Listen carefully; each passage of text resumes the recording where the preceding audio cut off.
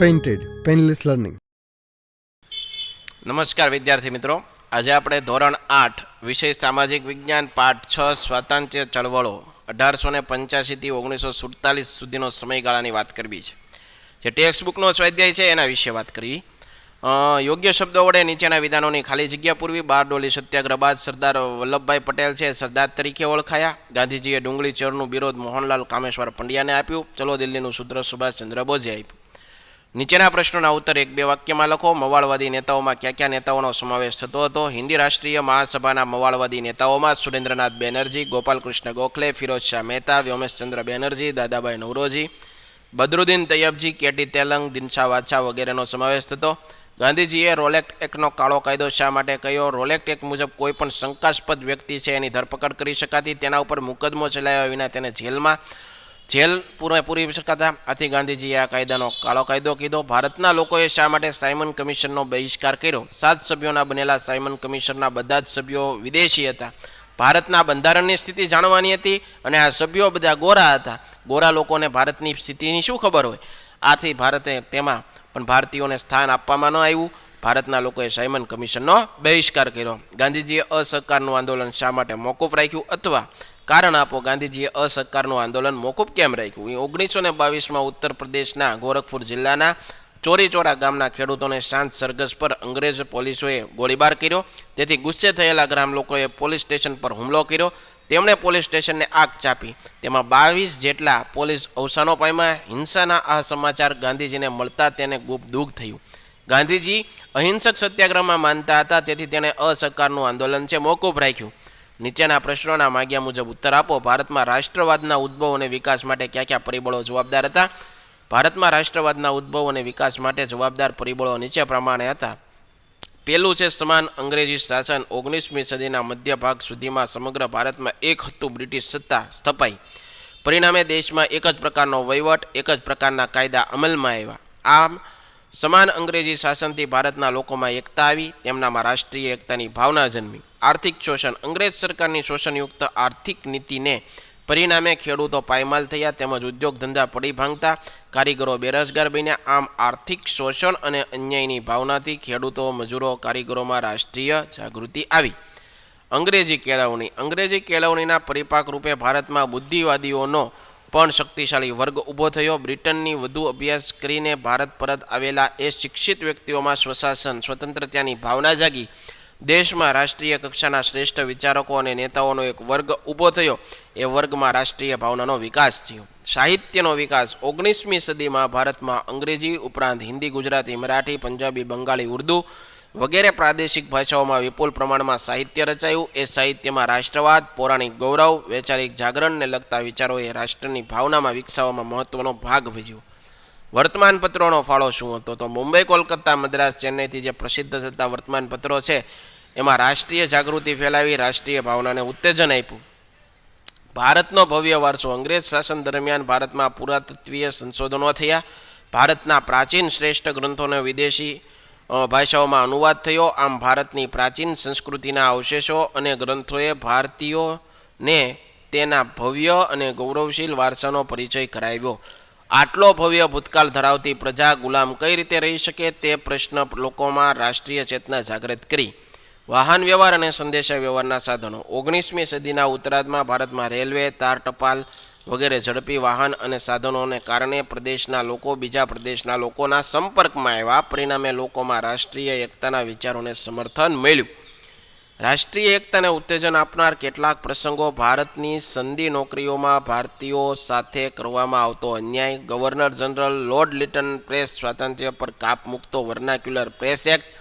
હથિયારબંધી ધારો અને governor general lord રિપને રજૂ કરેલો ઇલ્બર્ટ બિલ. આ બિલની જોગવાઈ મુજબ ભારતીય ન્યાયાધીશ અંગ્રેજ વ્યક્તિનો કેસ ચલાવી શકે. અંગ્રેજોએ એ બિલનો ભારે વિરોધ કર્યો. પરિણામે અંગ્રેજ સરકારે ઇલ્બર્ટ બિલ પાછું ખેંચી લીધું. મિત્રો, હજી સુધી તમે અમારી પેન્ટેડ એપ્લિકેશન ડાઉનલોડ નથી કરી તો આજે જ ગૂગલ પ્લે સ્ટોર પર જઈ પેન્ટેડ એપ્લિકેશન ડાઉનલોડ કરી લો, જેની અંદર તમને દરેક વિષયના સ્વાધ્યાય પોથી, એકમ કસોટીના વિડીયો સોલ્યુશન સાથેના મળશે. ધોરણ 9 અને 10ના વિદ્યાર્થીઓ માટે લાઈવ વિડીયો લેક્ચર્સ. આ ઉપરાંત દરેક વિષયની તમને PDF પ્રોવાઈડ કરવામાં આવશે.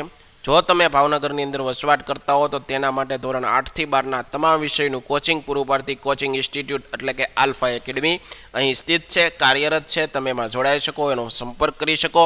ઉપરાંત જો તમે અમારા યુટ્યુબ વિડીયો ગમતા હોય તો યુટ્યુબની અંદર અમારી ચેનલ છે પેન્ટેડ યુટ્યુબ ચેનલ, એની અંદર તમે જઈ અને તમે સબસ્ક્રાઈબ કરી લો, નોટિફિકેશન બેલ ઉપર ક્લિક કરી લો. આથી તમને તમામ વિડીયોની માહિતી તમને મળતી રહેશે. ભારતમાં થયેલા ક્રાંતિકારી પ્રવૃત્તિઓનો ટૂંકમાં પરિચય આપો. મહારાષ્ટ્રના વાસુદેવ બળવંત ફડકે ભારતમાં ક્રાંતિકારી પ્રવૃત્તિના પ્રથમ પ્રણેતા હતા. તેણે 50 જાતિઓને સંગઠિત કરી લડાયક તાલીમ આપી. મુખ્ય પ્લેગ કમિશનર રેન્ડની હત્યા કરવાના આરોપસર દામોદર હરી ચાફેરકર અને બાલકૃષ્ણ હરી ચાફેરકર નામના 2 ભાઈઓને પકડવામાં આવ્યા અને તેને ફાંસીની સજા આપવામાં આવી. ઈસવીસન 1900માં વિનાયક દામોદર સાવરકરે મિત્રમેલા નામની ક્રાંતિકારી સંસ્થાની સ્થાપના કરી, જે પછીથી અભિનવ ભારતના નામે જાણીતી બની. 1857ના પ્રથમ સ્વાતંત્ર્ય સંગ્રામ નામનું તેનું પુસ્તક પ્રકાશિત થાય એ પહેલાં જ પ્રતિબંધિત થનારું વિશ્વનું પહેલું પુસ્તક હતું. સરકારે તેને લંડનમાં ક્રાંતિકારી પ્રવૃત્તિ ચલાવી એ સમયે અંગ્રેજ તેમની ધરપકડ કરી. જન્મટીપની સજા હેઠળ તેમને અંદમાનની જેલમાં મોકલ્યા. અહીં તેમની તબિયત બગડતા ભારતમાં નજરકેદ હેઠળ રખાયા. કોલકાતામાં સ્થપાયેલી અનુશીલન સમિતિના બારિન્દ્ર ઘોષ તેના મુખ્ય નેતા બન્યા. આ સંસ્થાએ ક્રાંતિકારી સાહિત્ય, બોમ્બ બનાવવાની અને શસ્ત્રો ચલાવવાની તાલીમ વગેરે દ્વારા ક્રાંતિકારી પ્રવૃત્તિ ચલાવી. બંગાળમાં ખુદીરામ બોઝ, પ્રફુલ્લ ચાકી નામના ક્રાંતિકારીઓએ ન્યાયાધીશ કિંગ્સફર્ડની હત્યા કરવા અને તેના પર બોમ્બ ફેંક્યો, પરંતુ કમનસીબે તે કેનેડી નામના અંગ્રેજની બગી હતી. તેમાં તેની પત્ની અને પુત્રી બેઠેલા હતા. બોમ્બથી બંનેનું અવસાન થયું. પોલીસ પકડે તે પહેલાં પ્રફુલ્લ ચાકીએ પોતાને પિસ્તોલ વડે ગોળી મારી દીધી. ખુદીરામ બોઝની ધરપકડ કરી તેને ફાંસીના માંચડે ચડાવવામાં આવ્યા. અશફાકુલ્લા ખાન રામપ્રસાદ બિસ્મિલ એ હિન્દુ મુસ્લિમ એકતાનું ઉદાહરણ પૂરું પાડ્યું. તેણે કાકોરી ટ્રેનમાં અંગ્રેજ તિજોરી લૂંટી હતી. આ લૂંટની યોજનામાં અશફાકુલ્લા ખાન, રામપ્રસાદ બિસ્મિલ, રોશનસિંહ અને રાજેન્દ્ર પ્રસાદ પકડાઈ જતા તેને ફાંસી આપવામાં આવી હતી. દાંડીકૂચ વિશે ટૂંક નોંધ લખો. ઈસવીસન 1930માં ગાંધીજીએ જાહેર કર્યું, મીઠાના અન્યાયથી કાયદાનો ભંગ કરવા યાત્રા કાઢશે. અંગ્રેજ સરકારે મીઠા પર નાખેલો કર એ સૌથી અન્યાયી હતો.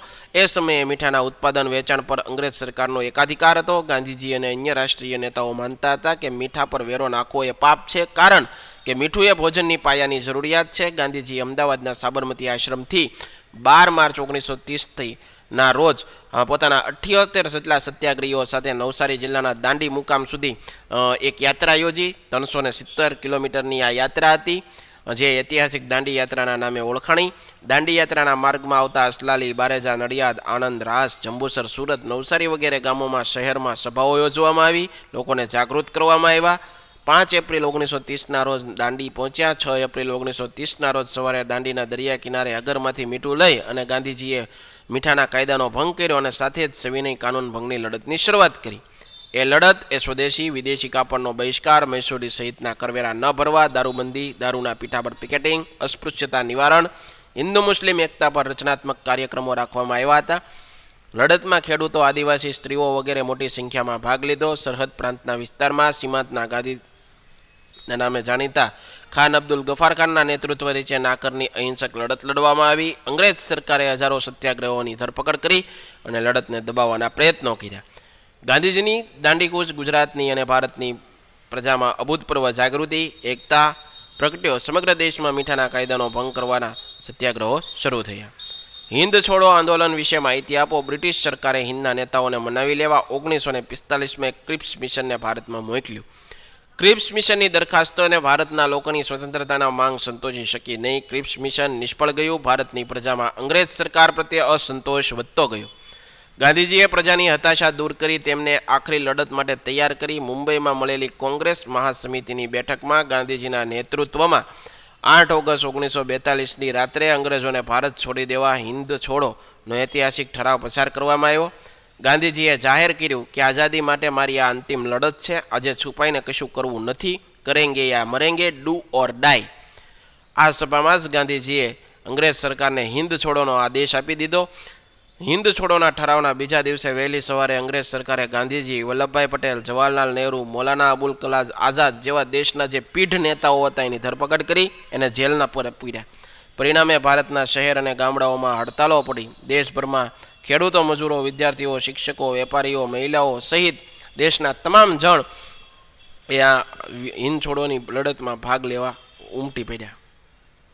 દેશભરમાં લોકોએ railway station, police station, post office, સરકારી મકાનો વગેરે ભારે નુકસાન પહોંચાડ્યું. સમગ્ર ભારતમાં મિલકતને લૂંટવાના અને આગ લગાડવાના બનાવો મોટી સંખ્યામાં બન્યા. લડતને વ્યાપક બનાવવા દેશના ઘણા વિસ્તારોમાં લોકોએ પોતાની રાષ્ટ્રીય સરકારોની રચના કરી. અંગ્રેજ સરકારે હિંદ છોડો આંદોલનને દબાવી દેવા દમનકારી પગલાં ભર્યા. ઈસવીસન 1943ના અંત સુધીમાં અંગ્રેજ સરકારે મોટી સંખ્યામાં સ્વાતંત્ર્ય સેનાનીઓની ધરપકડ કરી અને તેને જેલમાં પૂર્યા. આ આંદોલનમાં ઘણા લોકો મૃત્યુ પામ્યા તેમજ અનેક લોકો ગોળીબારમાં ઘવાયા. આમ છતાં અંગ્રેજ સરકાર આંદોલનને સંપૂર્ણ દબાવી શકી નહીં. આથી અંગ્રેજ સરકારને ખાતરી થઈ ગઈ કે હવે ભારતને વધુ સમય સુધી પરાધીન રાખવું શક્ય નથી. આશા રાખું મિત્રો તમને આ વિડીયો ગમ્યો હશે. ફરીવાર નવા વિડીયો સાથે મળશું. ત્યાં સુધી જય હિન્દ, જય ભારત, ધન્યવાદ. Painted Painless Learning.